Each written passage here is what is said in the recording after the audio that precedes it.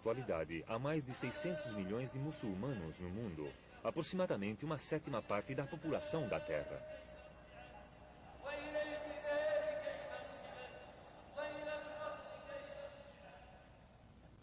O mundo muçulmano se estende do Marrocos, no ocidente, até a Indonésia, no oriente. Ao norte até a Sibéria e ao sul até Zanzíbar, com pontos isolados disseminados por todo o mundo. É a mais recente das grandes religiões mundiais. O Islã. 600 a 1200.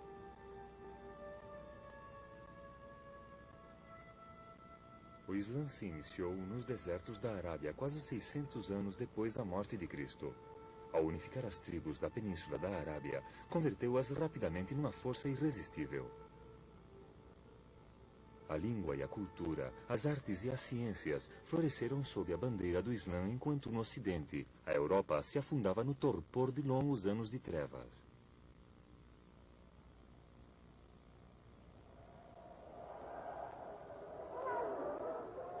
Recentes acontecimentos demonstram que, inclusive hoje, o poder magnético do Islã não diminuiu.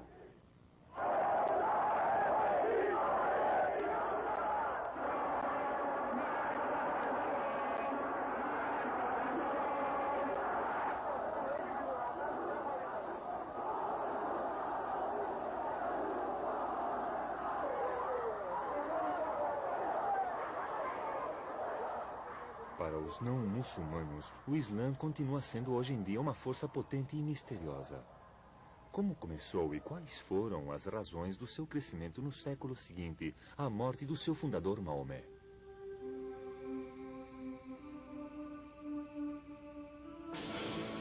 Um século de conflitos entre bizantinos e persas tinha deixado os dois impérios débeis e vulneráveis. Como resultado destas contínuas guerras, as rotas comerciais ficaram interrompidas e os comerciantes começaram a enviar os seus produtos através do Mar Vermelho e da Península Arábica.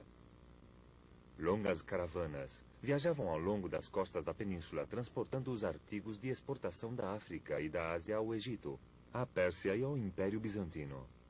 O comércio floresceu e uma das cidades árabes se converteu num próspero centro comercial, na encruzilhada das rotas que se estendiam até a Índia, Madagascar e Filipinas.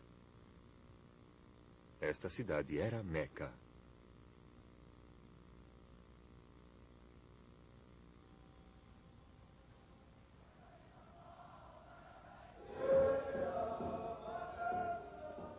Hoje em dia, Meca é a cidade santa do Islã.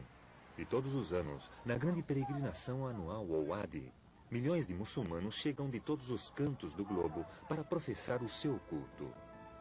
O que sucedeu para que esta cidade se convertesse no centro de uma das grandes religiões do mundo? Desde tempos remotos, Meca tinha sido um lugar sagrado onde as tribos da Arábia rendiam culto aos deuses pagãos. Porém, a expansão das novas rotas comerciais pôs em contato os árabes com novas ideias e começaram a questionar os valores e as crenças tradicionais, e as riquezas trazidas pelo comércio deram origem a um novo sistema de classes. Além disso, no final do século VI, tinha nascido na Meca um profeta que aboliria os velhos deuses para sempre e que transformaria o velho santuário pagão no centro de uma nova religião monoteísta, o Islã. Aquele homem era Maomé. Maomé tinha 40 anos quando Deus lhe revelou a mensagem do Islã. Segundo a tradição, Maomé recebeu uma visita do arcanjo Gabriel. "Que devo dizer?" perguntou-lhe Maomé, e então o arcanjo disse: "Conta, em nome do teu Senhor, que criou todas as coisas, que criou o homem de um coágulo de sangue. Conta-o, porque o teu Senhor é muito generoso." Então Gabriel mandou Maomé arrasar a idolatria tradicional e que pusesse no seu lugar o culto a Alá, o único Deus verdadeiro e todo-poderoso.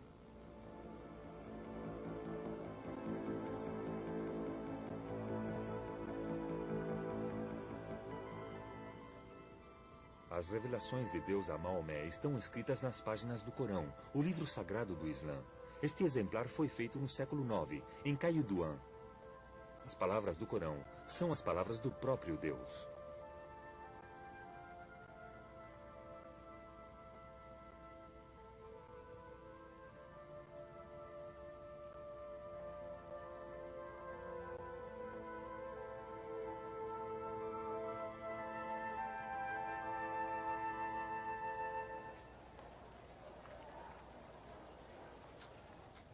Islã significa submissão à vontade de Deus. E o único Deus dos muçulmanos é o mesmo Deus que o dos judeus e também o dos cristãos.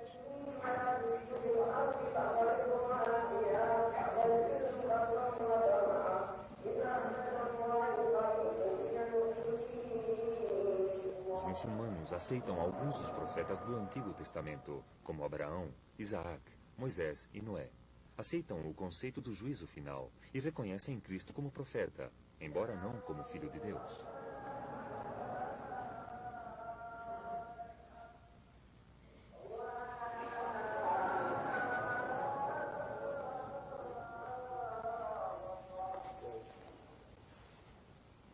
Para os muçulmanos, o último e maior dos profetas é Maomé.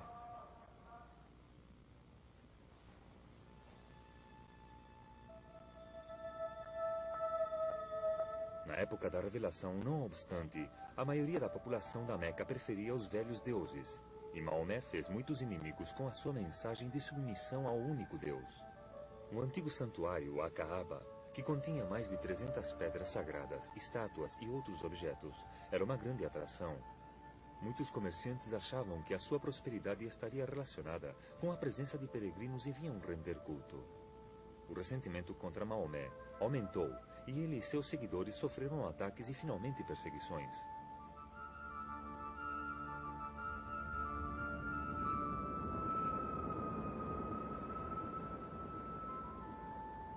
Ante esta crescente hostilidade, Maomé foi embora da Meca com um pequeno grupo de seguidores e se instalou em Medina no ano 622, uma cidade situada quase a 300 quilômetros ao norte de Meca.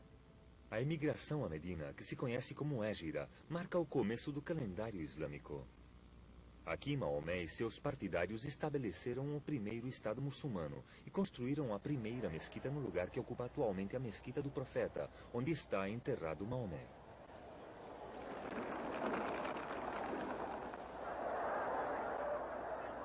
Após uma série de batalhas durante 8 anos, Maomé regressou triunfalmente às portas da Meca. Ao mando de um exército de 10.000 homens, entrou na cidade e exigiu as chaves da Kaaba, o antigo santuário pagão, e destruiu os ídolos. Depois, ordenou ao seu muezzin, ou guia espiritual, que subisse no telhado da Kaaba e chamar os fiéis à oração, em palavras que ainda hoje se ouvem do minarete de todas as mesquitas do mundo. Desde então, a Kaaba na Meca foi sempre o centro do mundo islâmico, e todo muçulmano ora em direção a Meca, onde quer que esteja.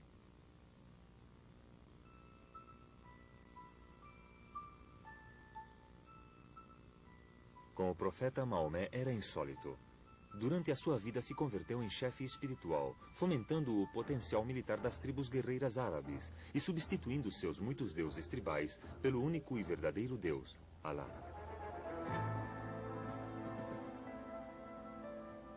A combinação do poder temporário e espiritual facilitou um elemento de santidade às conquistas, dado que os territórios conquistados se converteram em parte de um império que era, ao mesmo tempo, religião e Estado.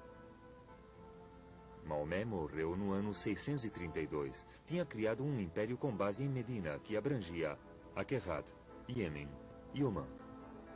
Seu predecessor, Abu Badi, o primeiro califa, prosseguiu na conquista de toda a Península Arábica.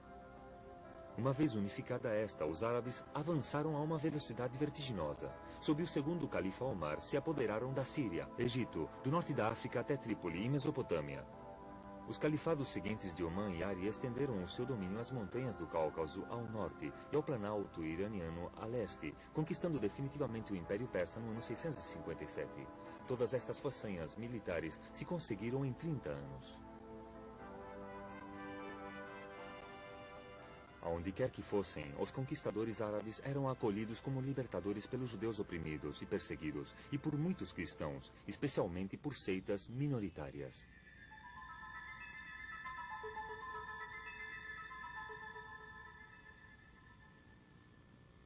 No entanto, as rivalidades que surgiram devido à sucessão de Maomé deram lugar a uma guerra civil.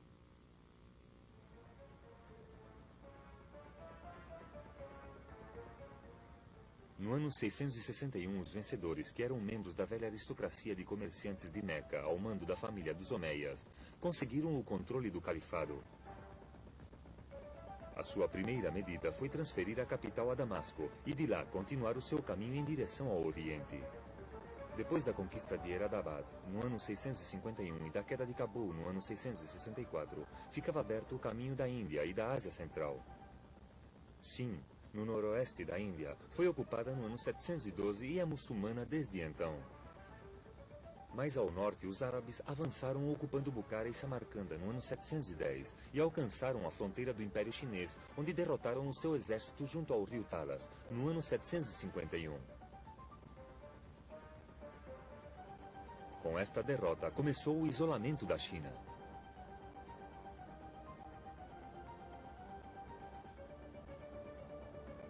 Nesta época, o Islã também se tinha convertido já numa potência marítima, ao ocupar os estaleiros de Alexandria.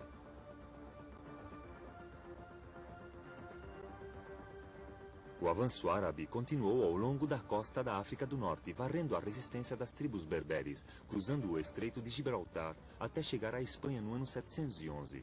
As divisões entre os cristãos facilitaram a conquista e os árabes continuaram em direção ao norte. Toulouse e o Vale do Ródano, mas no ano 732 foram derrotados em Poitiers pelos francos. Foi só uma estratégia fronteiriça, mas persuadiu os árabes a se retirarem à Espanha. Também em Anatólia e nos Balcãs, o Islã viu freado o seu ímpeto.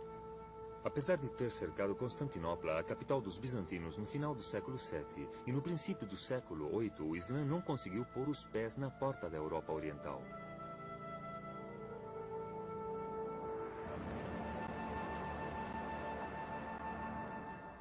Porém, isto não abortou de maneira nenhuma seus imensos avanços. O coração do império estava seguro. O Islã, como religião, avançava e os convertidos se multiplicavam por todas partes. O acúmulo de tantas províncias diferentes sob um só governo estimulou o comércio e inaugurou um período de grande prosperidade. No entanto, o final deste período de expansão foi um momento crucial para o Islã. Os descendentes árabes dos seguidores originais de Maomé se encontravam em minoria em todas as cidades, presos dentro de suas cidadelas e guarnições, como esta de Caiguan, na Tunísia. E viviam confortavelmente graças aos tributos que cobravam dos povos submetidos. Não obstante, existia um descontentamento crescente dos não-árabes convertidos ao Islã, que tinham sido excluídos dos privilégios que desfrutava a classe dominante. Um pequeno número de árabes, na maioria soldados e funcionários, prosperava graças à destreza e à laboriosidade de milhões de pessoas conquistadas, muitas delas herdeiras de culturas mais antigas e elevadas. Maomé morreu sem deixar nenhuma indicação clara sobre a forma como seus predecessores deveriam ser escolhidos no futuro. E, tragicamente, começou um grande conflito, o mesmo que ainda divide o mundo islâmico. Os sunitas, a maioria, reivindicam que a autoridade do profeta passou aos califas, chefes da comunidade. Os xiitas creem que a autoridade de Maomé passou ao seu primo e genro, Ali, e aos seus descendentes, os imãs. Maomé tinha unido as belicosas tribos árabes, sob o estandarte do Islã, e a sua intenção era que os muçulmanos nunca fizessem a guerra entre eles. Mas, no entanto, 25 anos após a sua morte, começou o conflito pela sucessão do califado. Talvez não estivessem cheios de bombas e canhões como as numerosas guerras da nossa época, mas o custo em sofrimento humano foi elevado. Finalmente foi a Guerra Civil Árabe a que levou ao derrocamento dos Omeias no ano 750.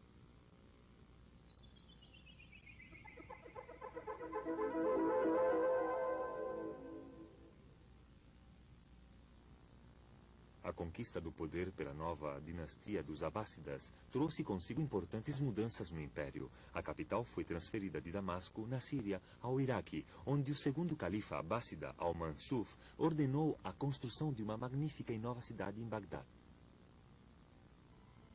A mudança de capital anunciou o fim do domínio do Islã por parte dos árabes, já que o poder e a influência passou gradualmente das mãos da minoria árabe conquistadora às de milhões de muçulmanos não árabes. Uma multidão de nações e raças vivia sob uma cultura comum islâmica unida junto com os árabes na sua crença em Alá e no seu profeta Maomé. Ao longo de todo o império, o árabe era o idioma universal. Sob os califas abássidas, se produziu um grande florescimento da arte e da cultura islâmicas. No século IX, o califa Amamun, cujos banhos aqui vemos, estabeleceu uma casa da ciência em Bagdá. Aqui os alunos estudavam álgebra e astronomia.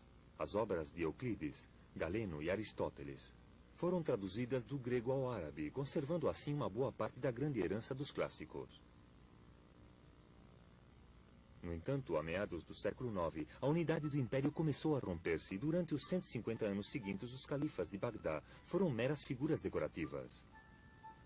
Estabeleceram-se muitas dinastias locais e o governo dos abássidas entrou em decadência. Havia dinastias separadas. No Marrocos, os Ifrízidas. Na Tunísia, os Aclábidas. No Egito, os Turúnidas, precursores dos Fatimitas. No Iêmen, os Zairis. Mais adiante, os Samaridas. E no Afeganistão, os Faknáridas, que fundaram um reino muito extenso no norte da Índia.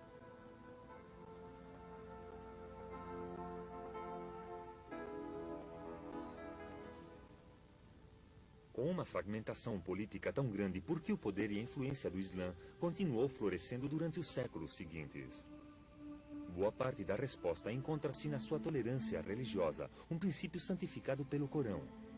O Islã não insistiu na conversão e protegeu os cristãos.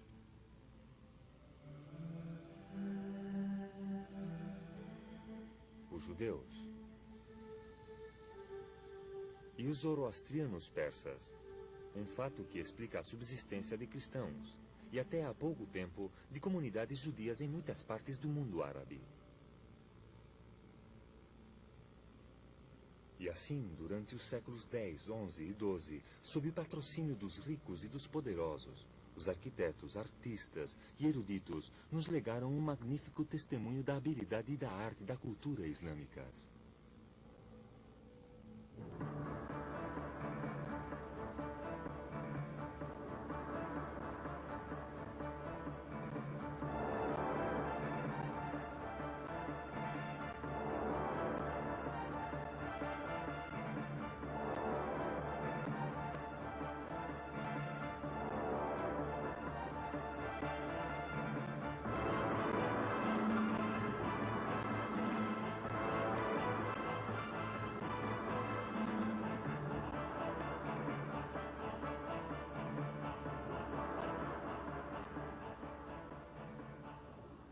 A proibição islâmica de representar figuras vivas, se bem não observada universalmente, contribuiu ao desenvolvimento de um rico repertório de formas caligráficas, que foram utilizadas na decoração de textos religiosos e também encontraram expressão arquitetônica em palácios e mesquitas ricamente decoradas.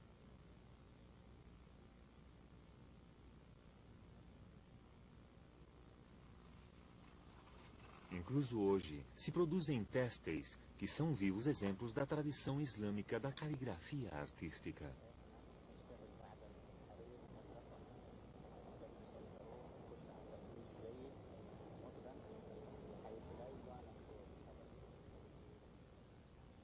Este aguamani do início do século XIII foi fabricado na Pérsia. Se utilizavam ricas cores, não só para os tecidos, mas também para a cerâmica, vidros e para a decoração de casas e mesquitas. Este chamativo uso da cor contrabalançava a árida paisagem do deserto, que compunha grande parte do Império Islâmico. À medida que os árabes perdiam o seu afã de guerra e de conquista, o papel de defensores do Império passou aos turcos eleucidas. Estes ferozes guerreiros da Ásia Ocidental se apoderaram de Bagdá no ano 1055 e dominaram a totalidade oriental do mundo islâmico, à exceção da Península Arábica e da Índia.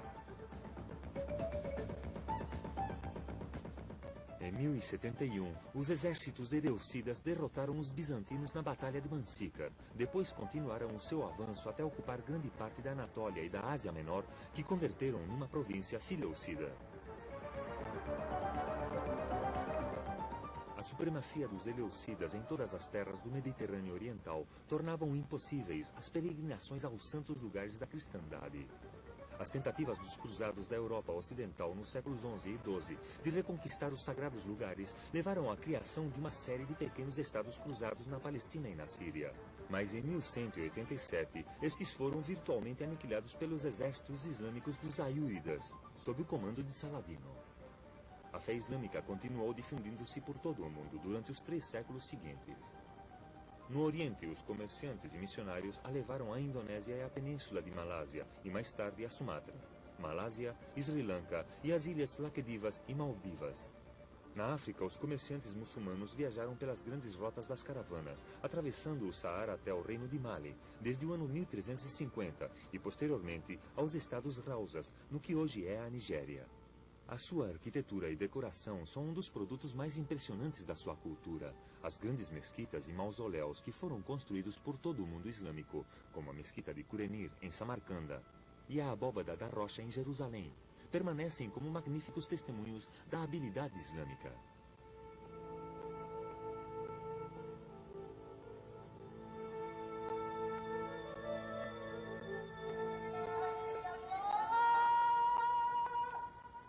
O Islã tinha começado como uma jihad, ou guerra santa, para levar a palavra do profeta a todos os habitantes da terra. Suas primeiras façanhas foram notáveis pelo seu extraordinário impacto sobre os povos conquistados, apoderando-se da herança do mundo antigo. A transmissão da cultura grega se efetuou a partir da Alexandria e de outros centros de cultura clássica, mas é um aspecto positivo legado pelos califas abássidas, que estes patrocinassem este processo. É um dos grandes marcos da história.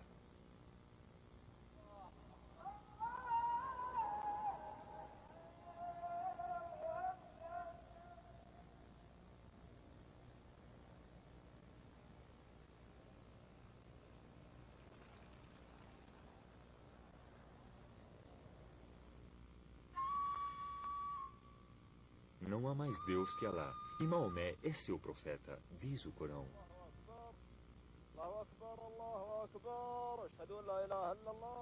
Do seu lugar de nascimento, na Arábia, o Islã se converteu numa das grandes civilizações do mundo, como ponte entre os séculos, e foi um importante elo entre o mundo clássico e o renascimento europeu.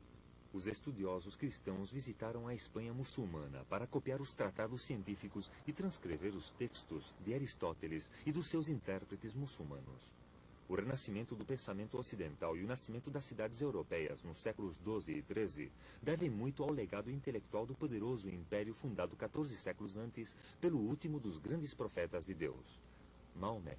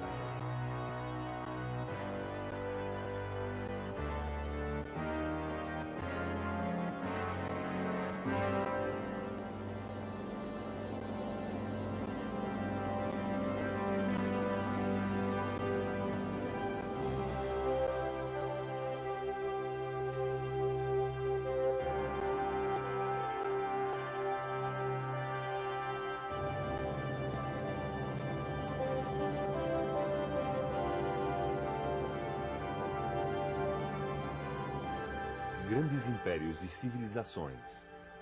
História visual do mundo.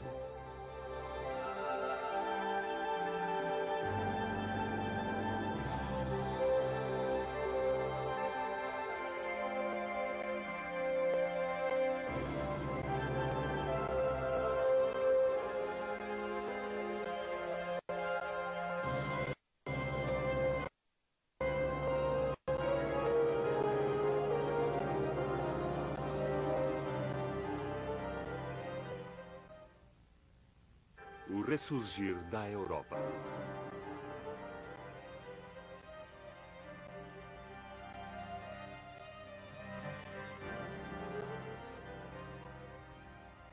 No dia de Natal do ano 800, durante a missa celebrada na Basílica de São Pedro em Roma, Carlos, rei dos francos e dos lombardos, mais conhecido como Carlos o Grande ou Carlos Magno, foi aclamado imperador e coroado pelo Papa. Pela primeira vez desde a queda do Império Romano, tinha surgido um soberano com a força suficiente para unificar a Europa Ocidental sob seu cetro.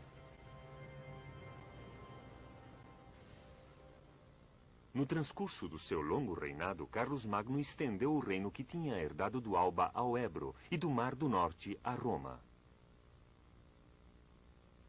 Sua coroação pelas mãos do Papa demonstrou que depois de 400 anos de caos, a Europa encontrava-se no caminho de recuperação.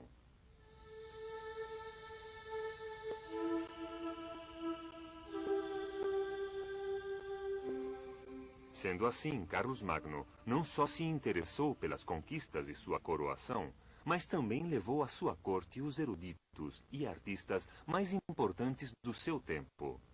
Homens que resgataram do esquecimento grande parte dos ensinamentos clássicos, que se transmitiram às gerações posteriores, acrescentando-lhes os próprios conhecimentos e melhorias. Carlos Magno morreu no ano 814, e a ilustração deste manuscrito medieval, muito posterior à sua época, nos mostra como a sua vida é pesada na balança do céu, enquanto as forças do mal aguardam com ambição o momento de arrebatar sua alma para conduzi-la ao inferno.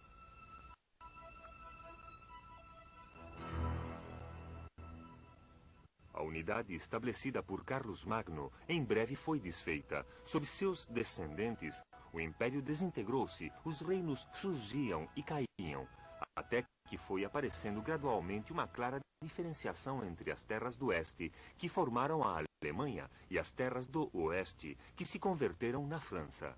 Ambos os reinos sofreram graves perdas em seus confrontos recíprocos pelas mãos dos invasores do Norte, os vikings.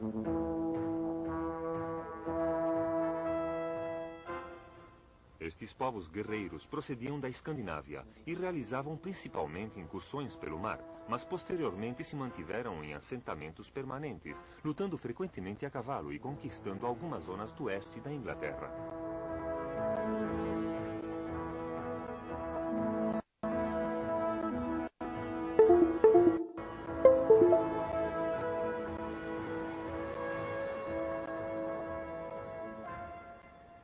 As incursões vikings no oeste da Inglaterra começaram no final do século VIII, embora tenha sido mais de 100 anos depois do que se pensava, quando chegaram aqui a Flamborough Head, no oeste de Yorkshire.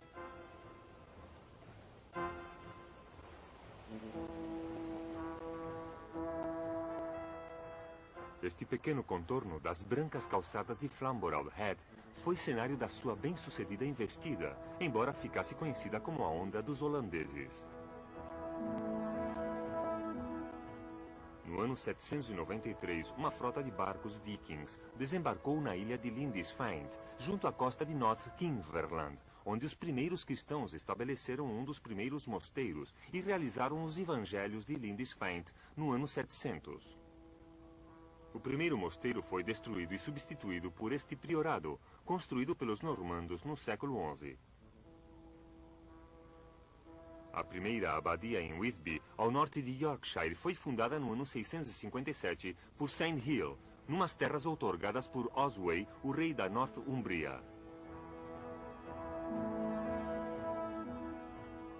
Os vikings destruíram a abadia no oeste da Inglaterra, sua substituta normanda também desapareceu, e as ruínas que ainda restam datam do século XIII.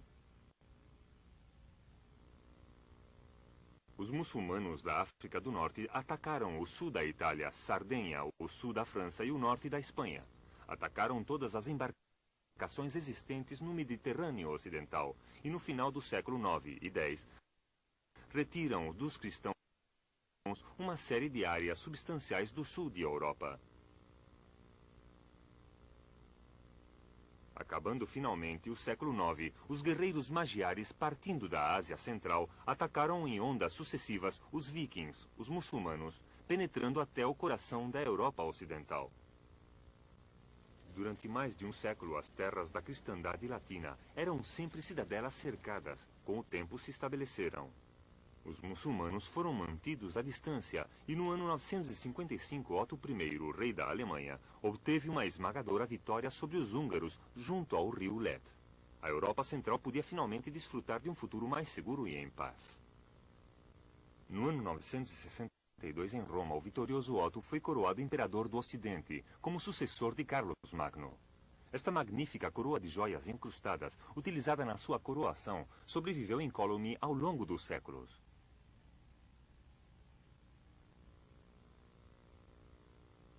Entretanto, no Oriente, o Império Bizantino recuperava-se da sua decadência, favorecida por amargas divisões religiosas.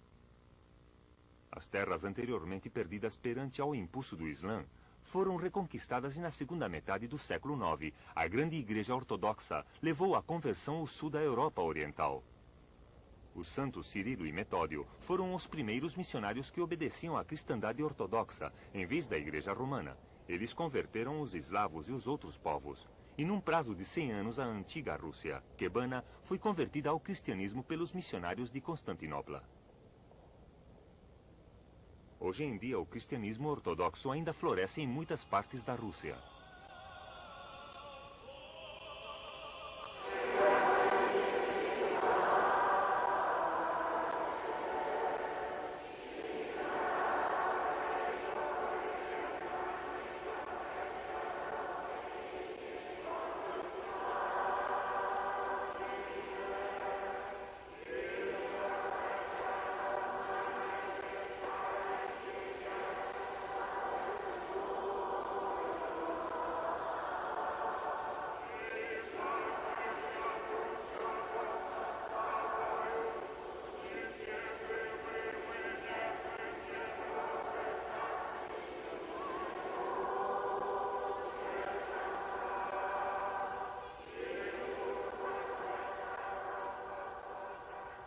Poucas pessoas do Ocidente se deixariam assombrar perante a estas cenas de celebração da Páscoa na reconhecida igreja de Zagro, ao norte de Moscou. Efetivamente, o monastério de Zagros é a sede patriarcal e o centro da cristandade russa.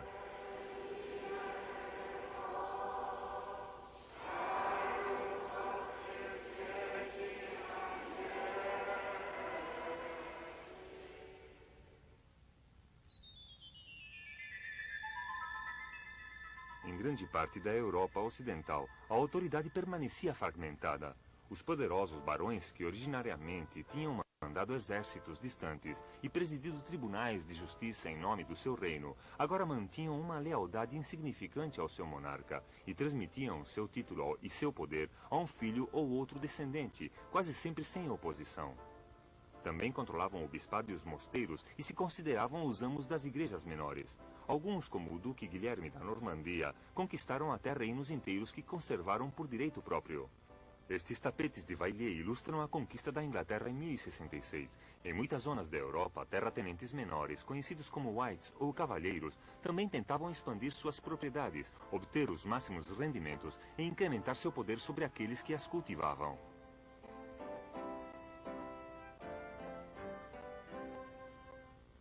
Tanto os nobres como os cavalheiros utilizavam técnicas similares. Quando no século XI uma relativa paz reinava na Europa, os latifúndios foram consolidados e se incrementaram os rendimentos extraídos da mão de obra.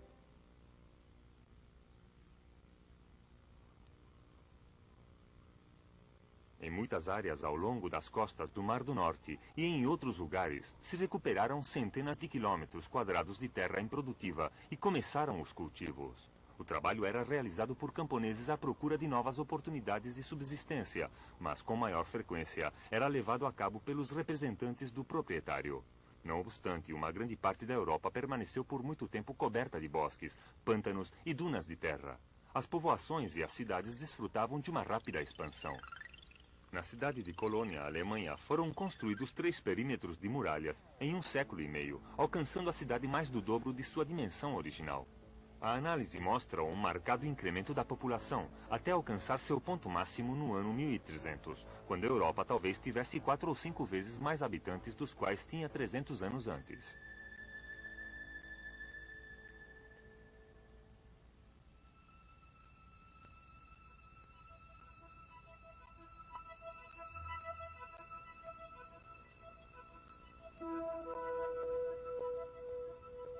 todos os lados, as cidades incrementaram sua população. Em 1143, por exemplo, um conde alemão reconstruiu Liver.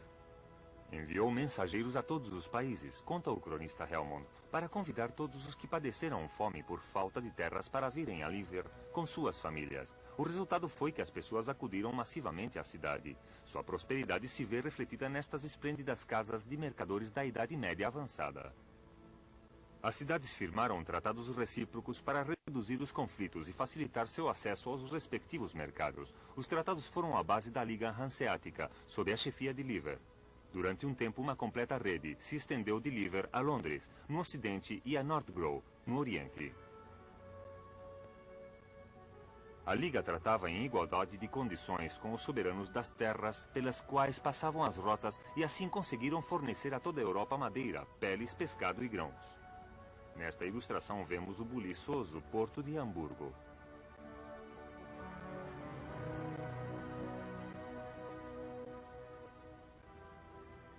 No sul, o Mediterrâneo, que durante quase 3 séculos tinha sido quase um lago árabe, era aberto pelos marinheiros italianos. As bases árabes nas ilhas foram destruídas junto com suas praças fortes no norte da África. Os mercadores de Gênova navegaram principalmente ao longo das costas da França e Espanha, partindo de Pisa. Os comerciantes viajaram para o sul, chegando tão longe como as costas de África. As embarcações venezianas viajaram até Constantinopla, Síria e o Levante. Os homens de Amalfi seguiram umas rotas similares às dos venezianos e também viajaram para o sul. Além disto, uma rede de rotas comerciais terrestres unia o norte do Mediterrâneo com a Inglaterra e os Países Baixos. O rápido crescimento do comércio no Mediterrâneo, com a conseguinte expansão das cidades portuárias italianas, foi seguido por uma notável expansão do território da Europa, para além das suas antigas fronteiras medievais. Esta expansão se devia às cruzadas. Os estados cruzados estabelecidos na Palestina e na Síria dependiam das rotas comerciais italianas, que transportavam seus fornecimentos. Nenhum dos portos italianos se destacaria tanto como Veneza, que ampliaria sua frota até o início do século XIII, e se tornaria indispensável para os cruzados e invencível como potência naval mediterrânea.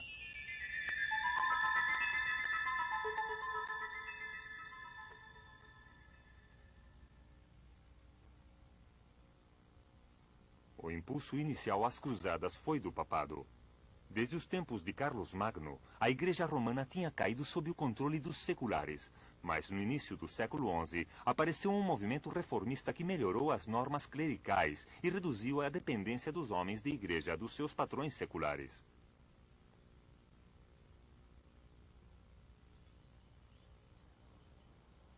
A princípio, o movimento foi encabeçado pelos abades e seculares de conventos, como o de Cluny, em Borgonha.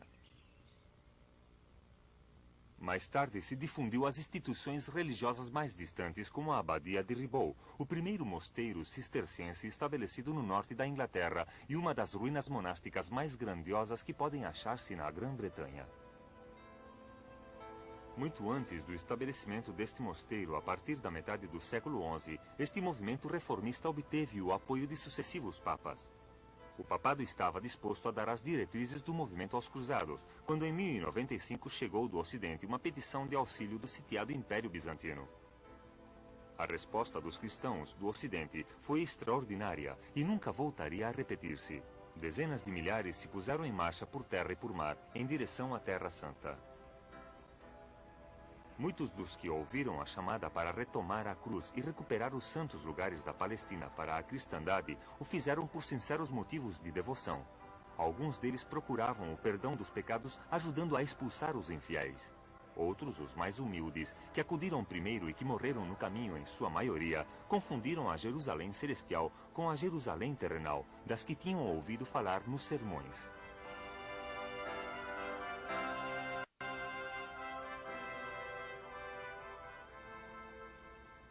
Mas nem todos os cruzados foram impulsados pela devoção. Estevão, conde de Blois, tomou a cruz para fugir de uma esposa resmungona e, quando comprovou que o cerco de Antioquia era ainda pior, apressou-se em voltar para casa.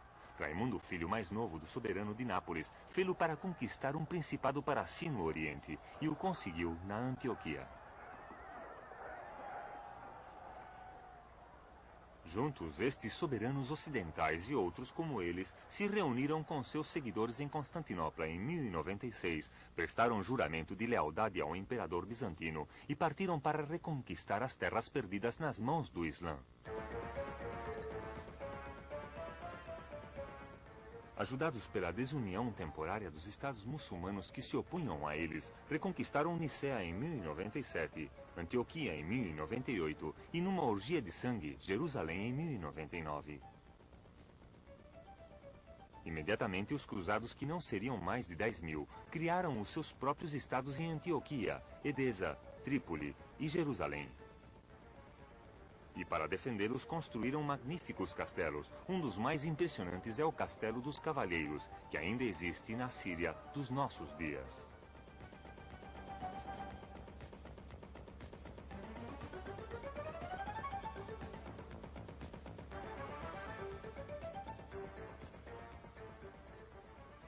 Como tropas de guarnição, utilizaram principalmente os membros das ordens militares, que se tinham formado especialmente para manter os sagrados lugares nas mãos dos cristãos.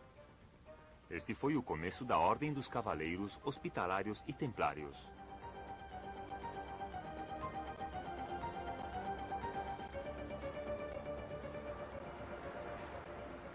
Os mesmos cruzados viviam ostentosamente em suas cidades costeiras, como Assi, dependendo dos mercadores da Itália para satisfazer suas necessidades.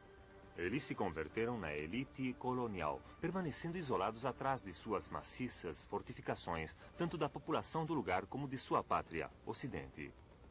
O isolamento contribuiu para o definitivo fracasso do movimento. Durante quase 100 anos, os cruzados conservaram suas posses no Levante, mas na última metade do século XII, os muçulmanos que os rodeavam recuperaram seu império. Poderosos caudilhos como Saladino do Egito conduziriam-no a um Jeddah ou Guerra Santa contra os invasores cristãos. Em 1187, meio século depois de sua reconquista, os cristãos perderam Jerusalém. A partir deste momento, os estados cruzados estavam sentenciados.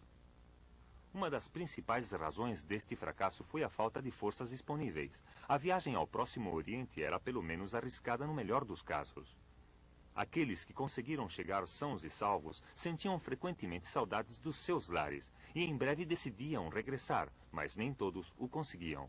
O cavaleiro cruzado cujo túmulo se encontra em Dorchester, Oxfordshire, foi um dos felizes, mas muitos morreram no caminho.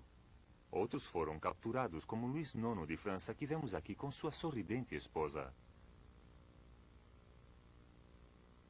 E outros simplesmente se perderam, como o Conde Hugo de Romênia, que começou seu regresso em 1249, mas não chegou à sua casa até 14 anos mais tarde. Aqui vemos a sua fiel esposa abraçada ao seu exausto marido, fraco e mais velho depois de sua longa privação, e que morreu pouco depois do seu regresso ao lar. As cruzadas não se limitaram às terras do Levante. No nordeste da Europa, os estados cristãos, que hoje configuram a Alemanha, Polônia e Hungria, conquistaram e converteram seus vizinhos pagãos mais orientais. Este movimento foi impulsado pelos cavaleiros teutões, conquistadores das terras da costa sul do Mar Báltico. O grande cineasta russo Sergei Eisenstein imortalizou os cruzados em seu filme trágico em Alexander Nevsky, realizado em 1939. Esta sequência nos mostra os cavaleiros atacando as tropas russas antes da batalha cimeira do filme, sobre a superfície gelada do lago Peipu em 1242, onde suas pretensões de novas terras foram neutralizadas.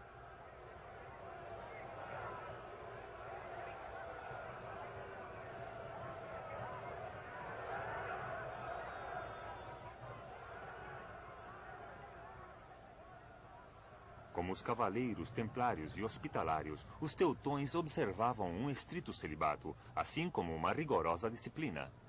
Mas conseguiram uma reputação de despiadados, pensaram que alcançariam a salvação pelo seu próprio sacrifício e por levar outros a Cristo, inclusive pela força, se fosse necessário.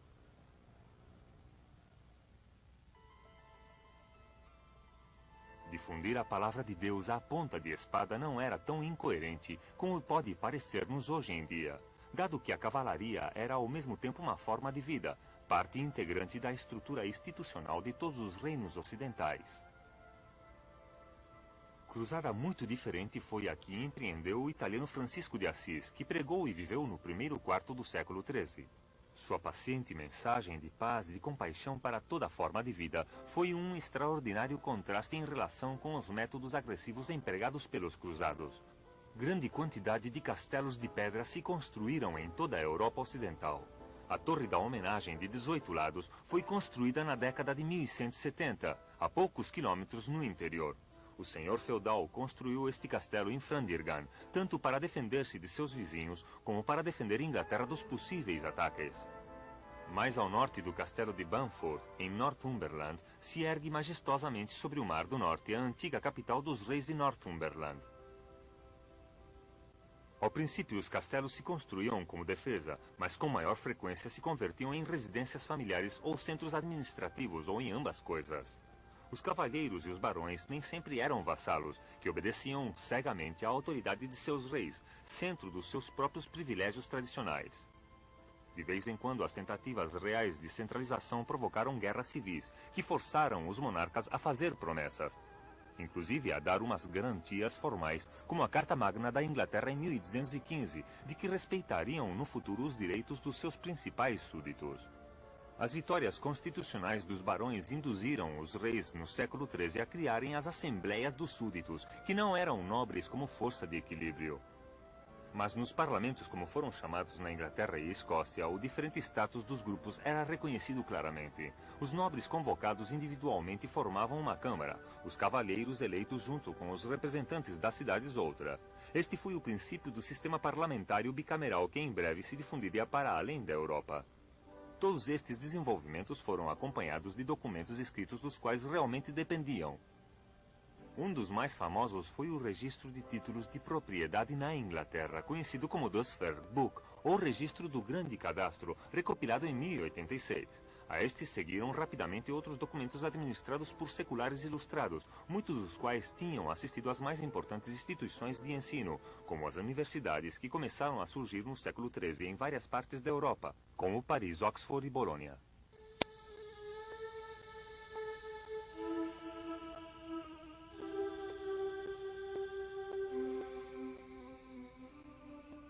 No final do século XIII, portanto, a Europa Ocidental tinha desenvolvido uma cultura única, uma economia colonialista e uma forma muito característica de organização do Estado. Foi o resultado de uma fusão entre Oriente e Ocidente, de influências gregas, latinas e árabes. Mas houve um elemento puramente europeu, o poder e a influência da Igreja, e foi nas grandes catedrais, como esta de Lincoln, onde a cultura da Europa medieval encontrou a sua expressão mais sublime. Estes desenvolvimentos ficaram confinados de momento à Europa. Os Estados Cruzados se desmoronaram em sua maior parte num século. As tentativas de transplantar o sistema ocidental às terras do Báltico e às planícies da Europa Oriental, da Hungria, foi um processo lento e doloroso. Não passou muito tempo antes destas conquistas serem esmagadas por um novo e terrível ataque procedente da Ásia Central, a investida dos mongóis, que quase conseguiria varrer toda a Europa cristã.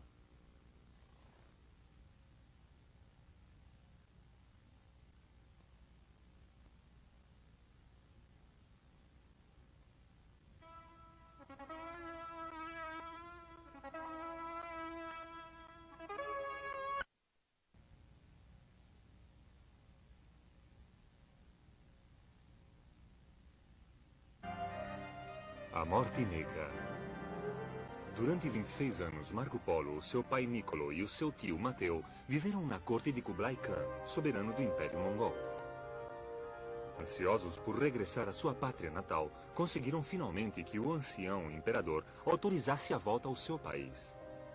Ao ver que estavam preparados para o regresso, o grande Khan entregou-lhes 2 tabuinhas como salvo-conduto para viajar livremente por todo o seu reino, e aonde fossem receberiam provisões para eles e seus criados. Também lhes entregou mensagens para o Papa e para os reis da França, Espanha e do resto da cristandade. E seguidamente armou uma frota de navios para que viajassem de novo à Itália junto com os seus pertences.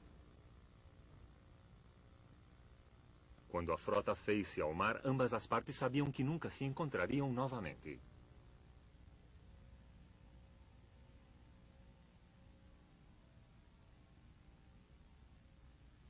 Passados 3 longos e azarosos anos, desembarcaram finalmente em Veneza, assombrando os seus concidadãos que há tempos os tinham dado por mortos. Os diários de Marco Polo, escritos após o seu regresso do Oriente, foram publicados pouco depois da sua morte com as mais belas ilustrações das suas viagens.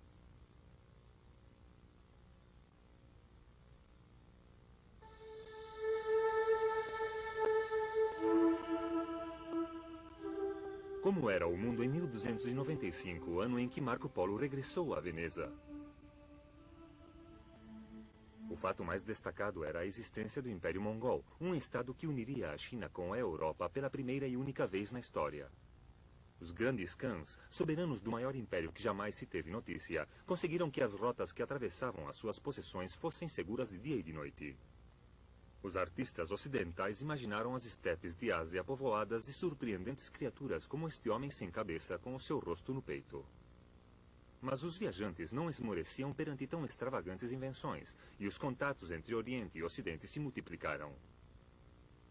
Os mesmos Khans sentiam grande curiosidade por conhecer como era o mundo além de suas fronteiras.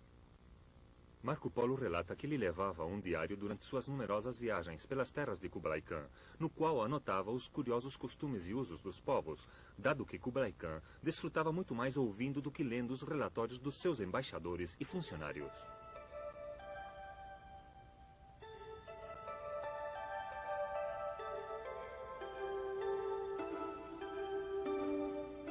Embora a cidade proibida atual tivesse sido ampliada e reconstruída, desde a época de Kublai Khan encontra-se edificada no lugar do seu palácio imperial em Pequim.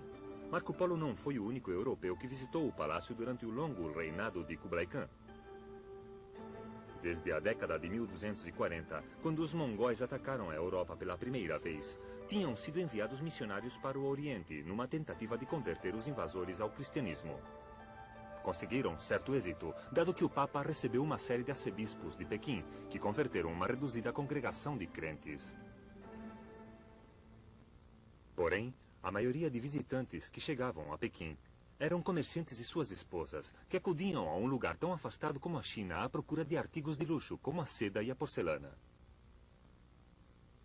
Muitos deles morreram no Oriente e lá foram enterrados. Como Caterina Biloni, cuja lápide escrita num híbrido do latim e do chinês em Yanshu, indica o lugar onde foi enterrada em 1342.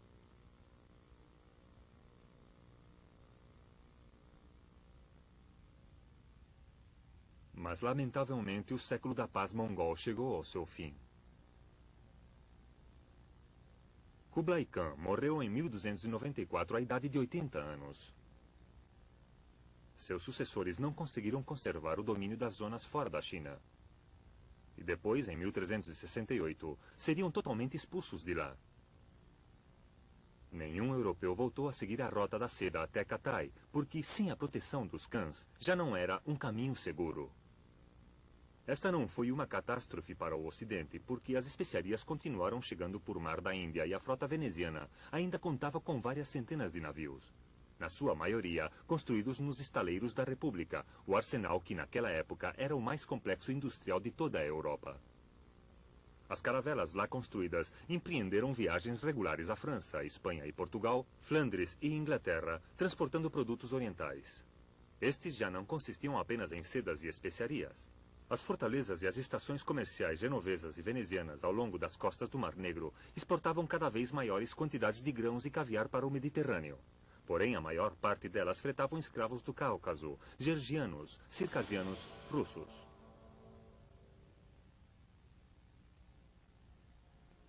Este insensível comércio com a vida humana só foi interrompido na Europa junto com outros tipos de comércio, por uma calamidade que começou no ano de 1347, a Peste Negra.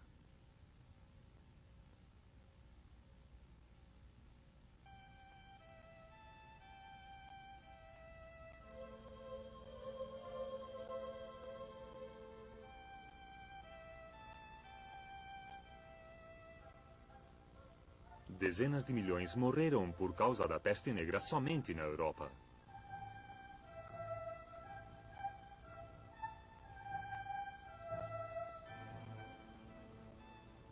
Muitas cidades viram como morria a metade da sua população.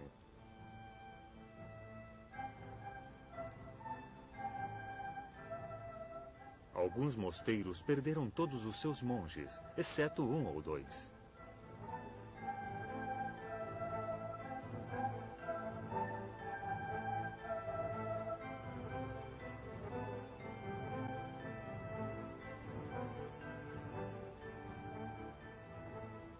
Esta foi a razão pela qual a morte se converteu numa obsessão fora de qualquer controle ou compreensão.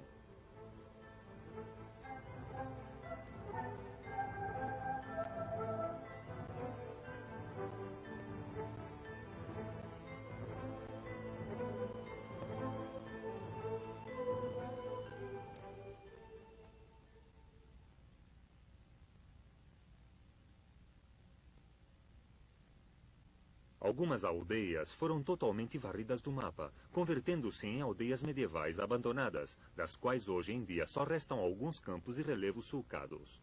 O cronista Froissart, escrevendo pouco depois deste acontecimento, estava convencido de que tinha morrido uma terceira parte do mundo. Agnoli di Tura, que escreveu sua crônica em Siena, ainda foi mais alarmista. Este é o fim do mundo, disse.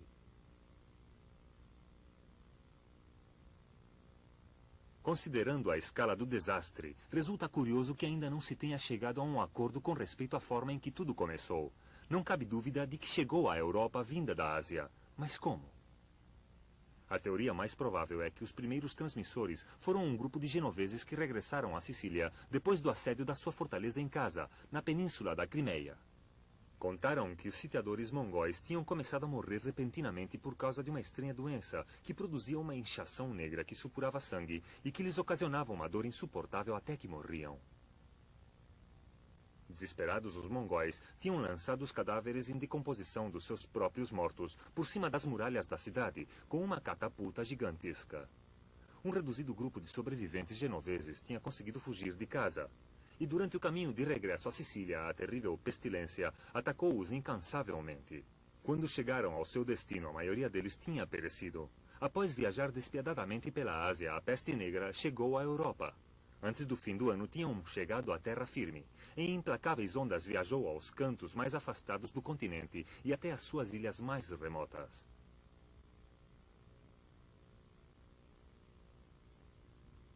Poucos lugares se livraram. Apenas algumas zonas da Polônia e do norte da Itália. Em 1353, quando por fim a pestilência cessou, talvez uns 20 milhões de europeus, da Escócia à Espanha e da Irlanda à Creta, tinham morrido pela peste negra.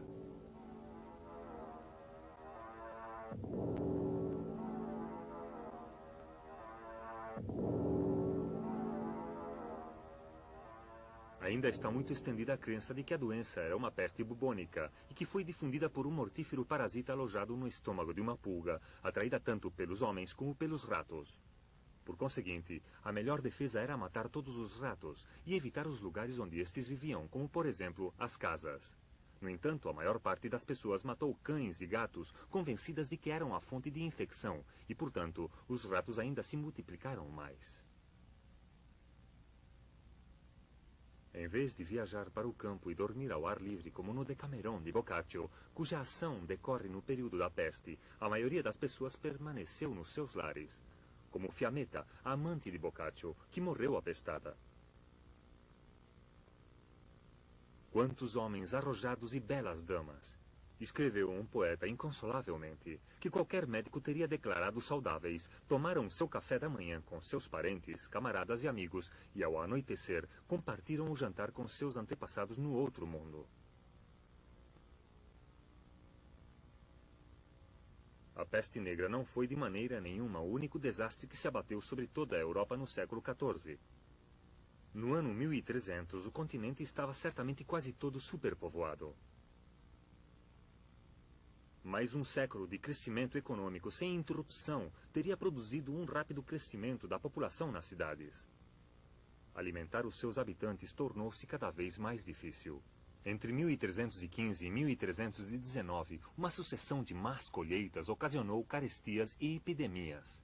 À medida que o século avançava, as más colheitas tornaram-se cada vez mais frequentes. Os pobres comiam qualquer coisa que encontrassem à frente. Cães, gatos, ervas e até os seus próprios filhos, pelo que se dizia. No entanto, apesar da carestia e da peste, existiam ainda muitas pessoas dispostas a fazer a guerra. Poucos anos decorreram no século XIV sem se travar em batalhas em algum lugar da Europa. A luta entre a Inglaterra e a França, que tinha começado em 1337, popularmente conhecida como a Guerra dos 100 Anos, de fato durou até 1453. A maior parte dos episódios mais desconsoladores foram registrados por historiadores cujas crônicas, acompanhadas pelas belas ilustrações, foram copiadas muitas vezes, dada a idêntica procura que, ao parecer, existia das mesmas entre os guerreiros de ambas as partes. Durante os raros períodos em que a Inglaterra esteve em paz com a França, seus homens jovens participavam em guerras no exterior.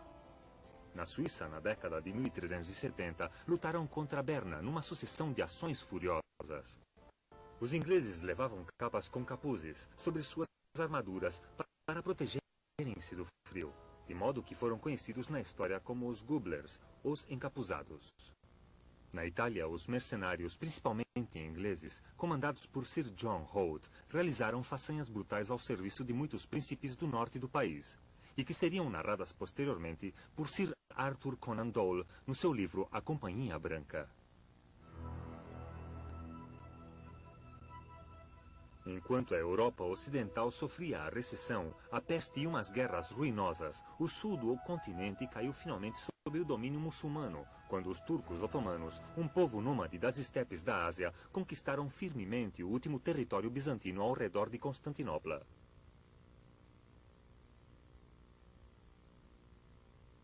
Em 1450, a única coisa que restava do antes poderoso Império Bizantino, e que subsistiu durante 1000 anos, era a cidade de Constantinopla, defendida por suas magníficas muralhas.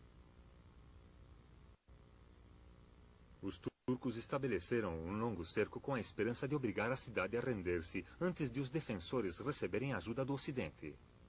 Por fim, em 1453, um assalto às muralhas da cidade foi coroado pelo êxito.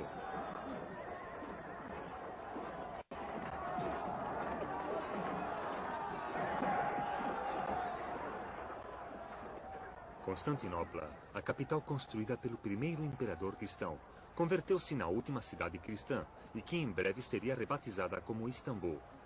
Foi um golpe que destruiu o orgulho cristão e significou uma perda considerável. Os mercadores ocidentais perderam todas as concessões comerciais do Próximo Oriente.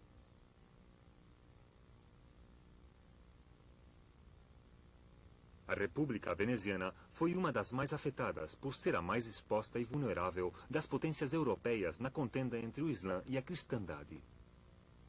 Como comunidade marítima que dependia do comércio das especiarias e de mercadorias exóticas do Oriente para poder sobreviver, necessitava que o mundo islâmico não a considerasse um posto avançado do Oriente na cristandade, mas uma indústria de serviços neutra. Durante certo tempo, esta precária política foi rentável, mas à medida em que continuava o avanço dos turcos, as críticas à República recrudesceram. Ai dos venezianos, escreveu o Papa Pio II em 1463. Quanto envelheceu o vosso antigo caráter! O vosso excessivo comércio com os turcos converteram-nos em amigos do infiel. Siamo veneziani, poi cristiani, replicaram os venezianos. Primeiro somos venezianos e depois cristãos. A cidade dos canais tentou sobreviver construindo grandes fortificações ao longo do Adriático para manter afastados os turcos enquanto continuava comerciando com as nações amigas mais orientais. Mas como o avanço otomano continuava, o seu comércio com o Oriente interrompeu-se temporariamente.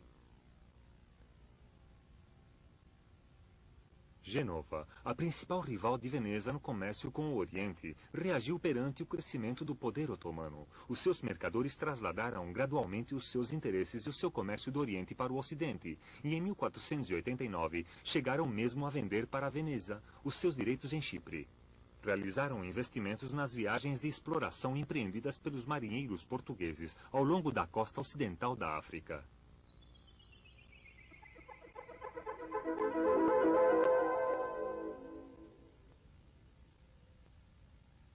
A principal figura desta expansão foi o príncipe Henrique, chefe da mais importante ordem dos Cruzados de Portugal. Ansiava conquistar algum território à custa do Islã, tanto para converter os infiéis ao cristianismo como adquirir riquezas. Na década de 1420, enviou colonizadores para a ocupação às ilhas Açores, Madeira e Canárias, tanto para impedir que caíssem nas mãos dos muçulmanos, como para obter receitas.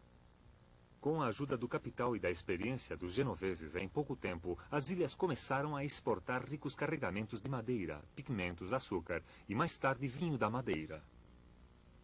O príncipe Henrique, que mais tarde seria chamado Henrique o Navegador, começou a enviar barcos para o sul, ao longo da costa da África. Em 1434, passaram o Cabo Bojador, o ponto mais ao sul conhecido até então pelos europeus. Em 1444, passaram o Cabo Verde e em 1460 chegaram a Serra Leoa. Os capitães de Henrique, o Navegador, tinham percorrido 3.700 quilômetros ao longo das costas da África. Nesta época, o motivo principal destas viagens já não era a religião ou a curiosidade, mas os lucros. Muito em breve, vários milhares de escravos seriam enviados todos os anos para Portugal, da planície costeira para além do Cabo Verde. O governo português começou a interessar-se mais, enviando novos barcos ainda mais ao sul. A partir de 1470, uma série de intrépidos exploradores portugueses avançaram para a costa ocidental da África, que até então não figurava em nenhum mapa. Seu avanço continuou até que, em 1488, o capitão Bartolomeu Dias dobrou o Cabo da Boa Esperança e, no lugar mais longínquo onde tinha desembarcado, ergueu uma grande cruz de pedra com as armas de Portugal, tal como ele e os seus predecessores tinham feito durante todas as suas viagens. Estas cruzes ou padrões orlavam agora a costa africana durante vários milhares de quilômetros. Para além do Rio dos Escravos, não se encontrou nada comparável ao ouro e aos pretos da Guiné. Os portugueses confiavam em encontrar para além da ponta da África uma rota marítima para a Índia. Para nós que vivemos no século XX, resulta difícil imaginar a visão de mundo dos contemporâneos de Dias. Aproximadamente uns 1000 anos antes de começar a exploração portuguesa da África Ocidental, o geógrafo Estrabão tinha realizado um mapa do mundo conhecido que se estendia do norte da Grã-Bretanha à Europa e da África do Norte à Índia. Tinha adivinhado que o continente africano estava rodeado de água, como demonstra esta reconstrução, mas a África aparece só como Líbia. O egípcio Ptolomeu, que escreveu no século II da nossa era, mostra uma parte do mundo conhecido ligeiramente maior, mas em desacordo com Estrabão com respeito à África. Segundo Ptolomeu, o continente continua ao fundo do mapa e está unido à Ásia por uma ponte de terra. Durante mais de 1000 anos, as obras destes cartógrafos ficaram perdidas para o homem do Ocidente, vítima dos séculos de cataclismos que assolaram a Europa. Quando foram redescobertos no início do século XIV, as teorias de Ptolomeu converteram-se na base da geografia mundial. Ao dobrar a ponta meridional da África, Bartolomeu Dias demonstrou que Ptolomeu estava enganado. Este mapa do cartógrafo alemão Martellus, do ano 1490, mostra a linha costeira ocidental da África, que desce até ao Cabo, e o começo da rota marítima a oeste da Índia. A viagem de Dias tinha eliminado qualquer dúvida neste sentido. Não obstante, o seu êxito não teve uma continuação imediata. Suas embarcações ficaram quase destruídas pelos terríveis mares do Cabo, que batizou como Cabo das Tormentas, e aconselhou ao rei que construísse uma frota de barcos maiores para prosseguir para a Índia, fazendo-lhe sentir que necessitariam de ir equipados com artilharia pesada, dado que o Oceano Índico era o perímetro fechado dos poderosos mercadores muçulmanos.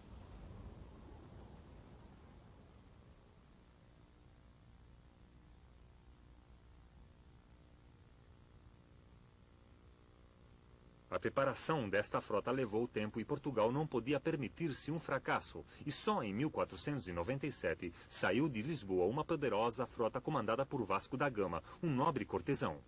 Ao cabo de 2 anos regressaram com sedas e especiarias, e com a convicção de que com mais barcos e canhões, todo o comércio marítimo com a Índia poderia ser controlado pelos portugueses.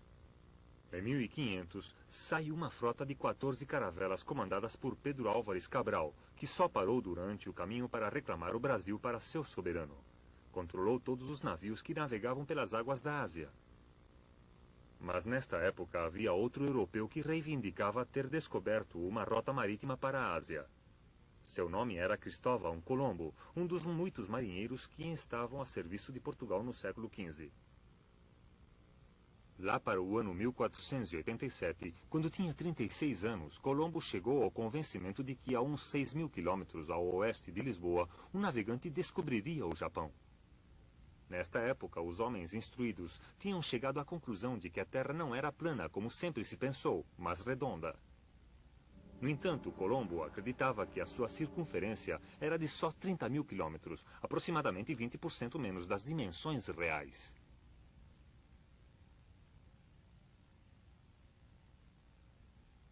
Estas crenças enganosas, combinadas com os erros dos primeiros exploradores, levaram Colombo ao convencimento de que a distância de Portugal à costa oriental da China era de 23.000 quilômetros e não de 10.000.